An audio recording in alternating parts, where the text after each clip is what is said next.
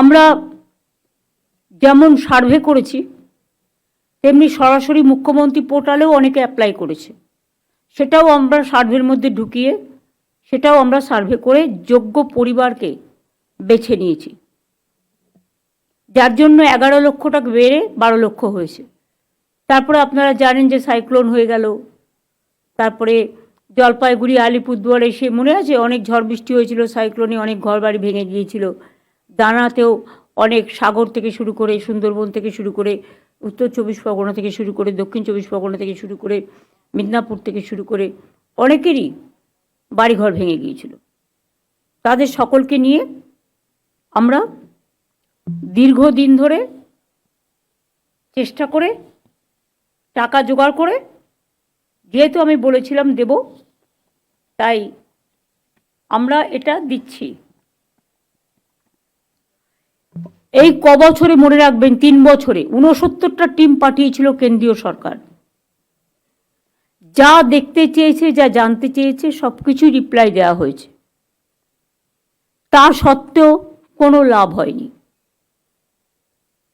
ওরা মুখে বলে কমপ্লেন আছে, কমপ্লেন আছে তো তুমি তো ভিজিট করেছো, তুমি তো দেখেছো, তুমি তো সার্ভে করেছো, তুমি তো মানুষজনের সাথে সে কথা বলেছো, তাহলে 69টা টিম কেন এলো? তা সত্ত্বেও কোনো লাভ হয়নি। সেই জন্য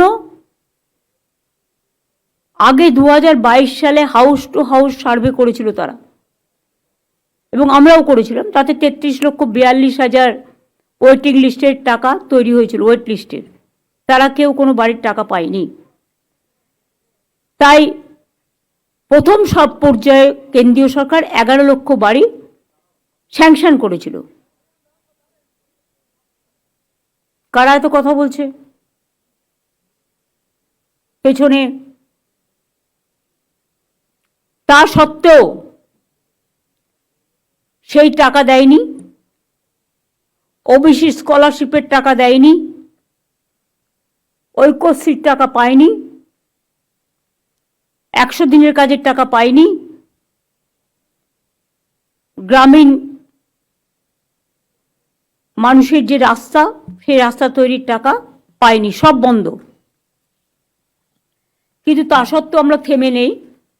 পথশ্রী প্রকল্পের মাধ্যমে আমরা গ্রামীণ রাস্তা করেছি, আবার যখন সুযোগ হবে করব। আমরা 100 দিনের কাজের বদলে কর্মশ্রী প্রকল্প চালু করেছি, যেখানে যারা 100 দিনের কাজ করত, সংসার চালাতো, তারা যাতে 50 দিনের কাজ পায়। যখন 100 দিনেরও কাজ ছিল চালু, তখনও 30-40 দিনের বেশি হতো না।